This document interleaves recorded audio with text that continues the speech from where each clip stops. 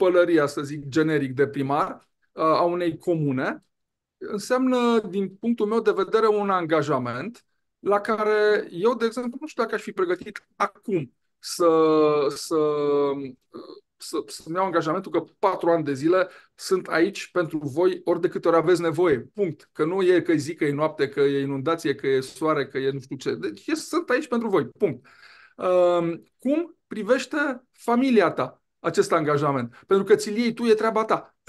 Dar cu ei cum privesc treaba asta? Păi, când am pornit în acest drum se face oricum în echipă, da, am luat decizia. Urmă este familia, da, care mă susține foarte mult și este super.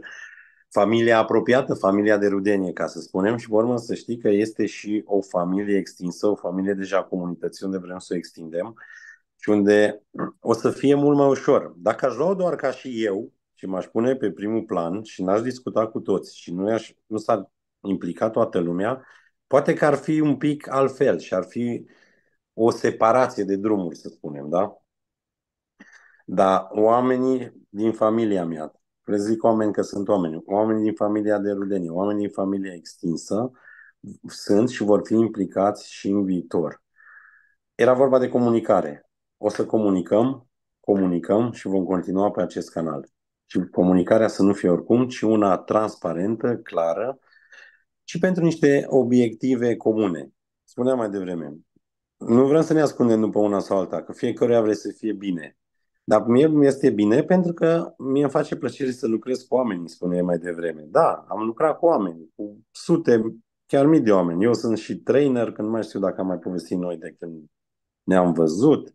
Am făcut și consiliere de carieră și consiliere de dezvoltare personală și mie lucru cu oamenii mi-a plăcut întotdeauna. Și am învățat că rezultatele se pot obține lucrând prin oameni. Acolo a venit experiența din firmele la care am lucrat, din firma proprie. Apropo că am avut 2 firme, mi-a zis de construcții. Apropo de schimbări, da, când în momentul în care am văzut că nu poți să te focusezi pe foarte multe lucruri, am luat decizia cu o activitate să o închid. Și una dintre ele a fost activitatea de construcții. E o decizie simplă, că iarăși nu poți să ții de formă.